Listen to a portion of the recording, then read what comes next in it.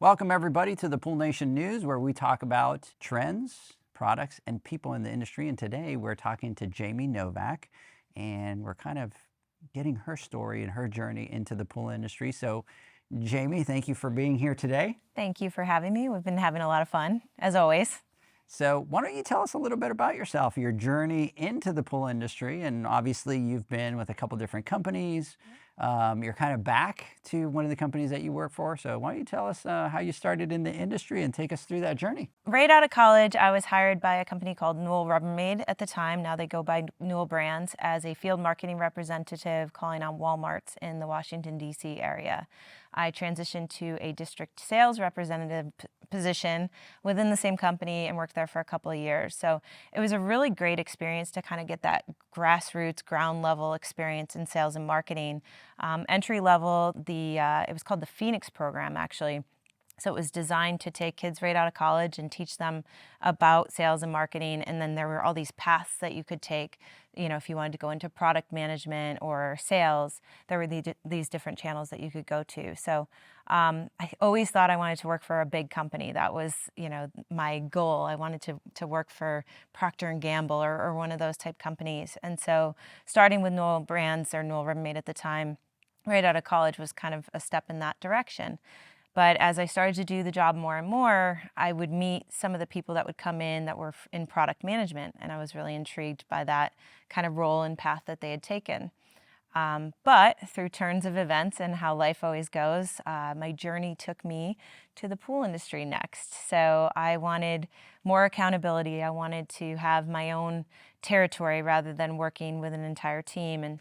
And so a friend of mine said, there's this position in the pool industry. Why don't I give them your information? And so she did. And I met with Tim Lawrence, who actually now works with Natural Chemistry and Biolab. But at the time, I think he was the national sales manager for Zodiac. It was called Zodiac Pool Systems at the time, based out of Pompano Beach, Florida. A much smaller entity than the Florida that we know today. So I met with him and another gentleman named Chris Lacey. They interviewed me, and I was hired to take over the Mid-Atlantic territory. So it was pretty cool coming into the pool industry with the only experience being that I had to clean my parents' pool when I got in trouble. That's about all I knew, and they had to actually hook the vacuum up for me before I could do that because I didn't know how to do it myself. But just learning the industry on the fly, one of the things that I gravitated towards was products that I could easily understand. So at that time, they had Barracuda cleaners. Those were pretty simplistic, but they were launching robotic pool cleaners. And so I was luckily promoted to be the basically like a roving product manager for a robotic pool cleaner when it was being brought over. It was a business development rep, I think was my official title. And they sent me to France to learn the ins and outs of this cleaner and kind of bring that information back and share that information with the team here. So that was kind of my first taste into product management, and working on the brand side of things was starting in sales and kind of helping to write a product manual for a cleaner coming from France. So it was really, really an interesting experience. As Tim tells me, you helped bring the first robotic pool cleaner over to the States from France, which was it's a big deal if you look at the way that category has evolved. I don't take credit for that category in any way, shape, or form, but a very, very small part of it at the beginning. So I did that for a few years, and then I thought I was going to be a stay-at-home mom, which anyone who knows me laughs at because I lasted 2 weeks. Interviewed for Natural Chemistry wearing maternity pants and went back to work when my son was about 4.5 months old into a traveling position. So that was an experience. Trying to manage a 5-state territory with a newborn and a husband at home was a challenging time. I'll leave it at that. But I did have a very supportive husband at the time, and we just kind of took it day by day, week by week. You're laughing. I'm very real. I will tell it how it is. So I worked for Natural Chemistry at the time. It was still Natural Chemistry. It was still privately owned.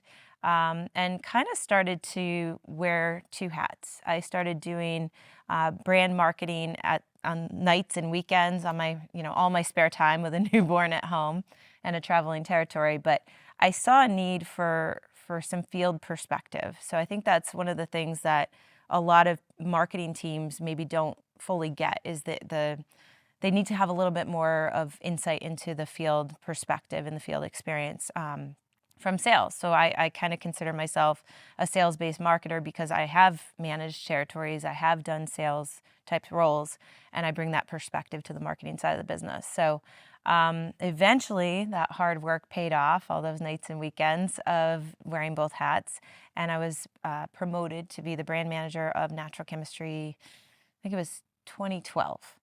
And so I did that role for quite a few years, a couple different titles in there: marketing communications manager, brand manager. And then we got acquired in, I guess it was January of 2019, the Atlantic City Pool and Spa Show. I remember it vividly because I had actually hired a dancing chicken to come to my coworkers' class at the Atlantic City Pool and Spa Show in front of hundreds of people. And I had this plan before the acquisition, of course, and we still went through with it and played the prank. But it was a very interesting week because things were changing, and obviously I had no idea that was going to happen, or I might not have booked the dancing chicken. So we went through acquisition, and the Biolab team was really welcoming to me. My boss at the time was a guy named Joe, and he and I sat at the Atlantic City Pool and Spa Show and had bagel sandwiches and just talked for 2 hours straight about kind of what we saw the brand doing and moving to in the future, and working together. And I just really enjoyed working with him. And that's where I met Alicia Stevens, who I work with today. And it's just an amazing friendship and work relationship that we have, as well as there were a couple other people. Andrea Cheney was a brand manager at the time, and we had Brian Paisno, Rick Harvey, all the people from Biolab kind of welcomed me with open arms to the team. So I worked there, I guess it was about 2 years or so. And then I was lured away to go work with the team at Aquastar, as you know. It was a lot of fun. It was about 1.5 years. So I had been with natural chemistry and Biolab for a period of like 12.5 years, made the big change, went back to the equipment side of the business, which is interesting because I'm very passionate about chemicals, as many people know. But what I loved about the Aquastar side of the business was they had such a great brand story, that, American-made products. It was really fun for me to go there for a period of time and talk about something new. So I guess it was August of 2022, I made the very difficult decision to come back to Biolab. I missed my chemical side of the business, missed my Biolab family, and came back to work with the brands that I've known and loved for many years. So now you're back, and obviously anybody that talks to you know that how passionate you are about the natural chemistry brand, and it's kind of almost like your baby, like you talk about it. You come back, you guys go through some changes at Biolab, you guys have a new president. Yep. You have some new people in different positions. What's that like? I mean, it's a fresh breath of air. You're coming back. You have some new people coming into play. What are some of the things that you're excited about moving forward now? Yeah. So actually, Ignacio Campos, he is our new division president, or pool division president, and he and I started on the same day. I mean, I started back and he started on that same day. So I got to meet him my very first day back with Biolab. Just an incredible energy and presence about him. I absolutely am so excited about the energy and the vision that Ignacio brings to the team. So I'm excited about that. I'm excited to work with Ted Lawrence. I've known him for many years, working together, through separate companies, but finally having the chance to collaborate together here at Biolab. I also have a new senior director of marketing that I work with. I'm the director of Pro Brands marketing, but I work with a guy named Ryan Anderson, who's absolutely wonderful, brings a wealth of knowledge on the systems and the processes and how we get things done. So I'm just really excited.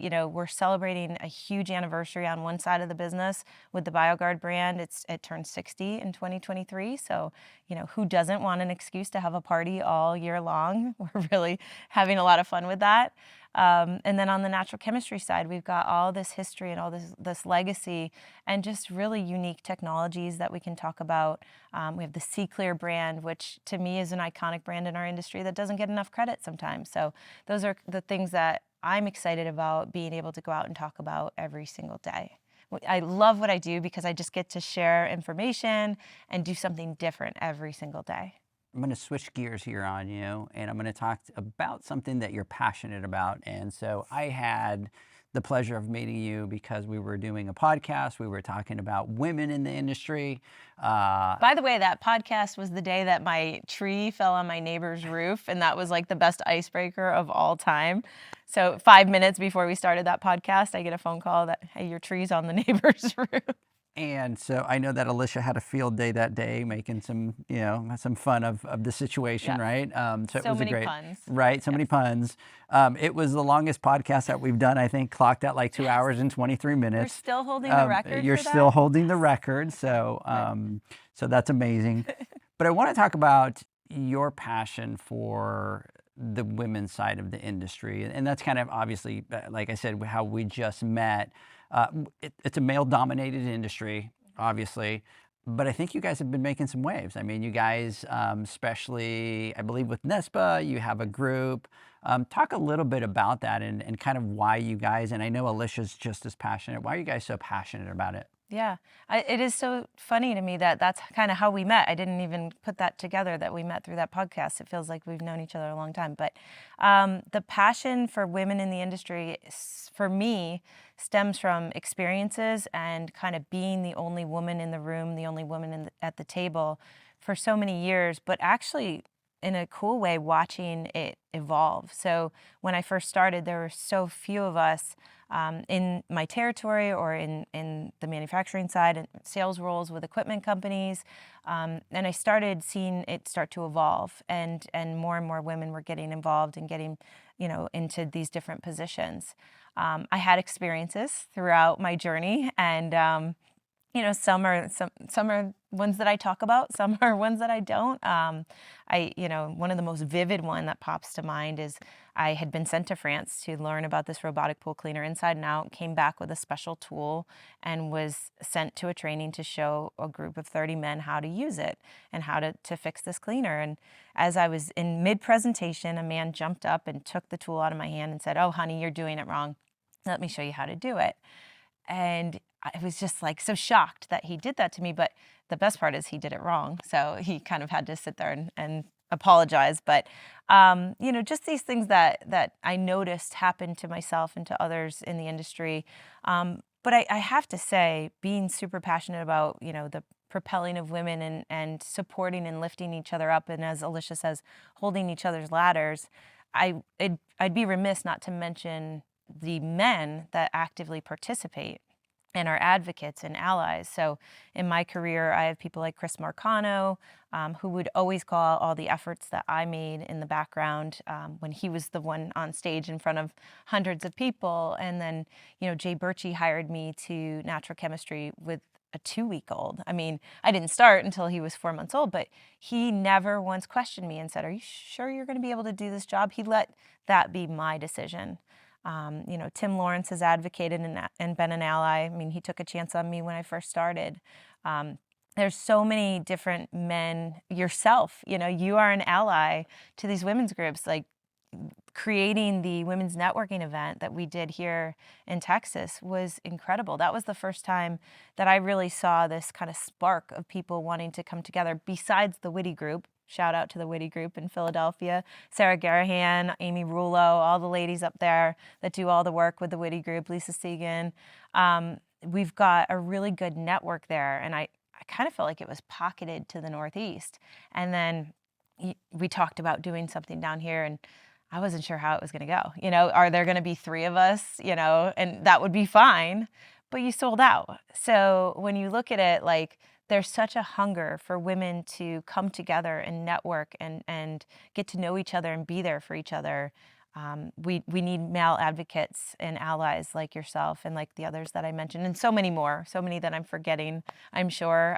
Ignacio came to our internal women's networking session. He was the only man on the call. Rick Harvey's been the only man on the call, Chris Marcano. So I think it's just super important that we all kind of take the momentum that we've been able to build and keep it going. I just had the pleasure of speaking at the Bay State event last week in Dover. So just, again, a wonderful group of women that came together to share their journeys and build each other up. I think the most important thing we can do is build each other up. Great. Well, thank you so much for coming. First of all, thank you so much for, everything that you do to support us. You've been a big supporter of us from the beginning, so we truly appreciate that.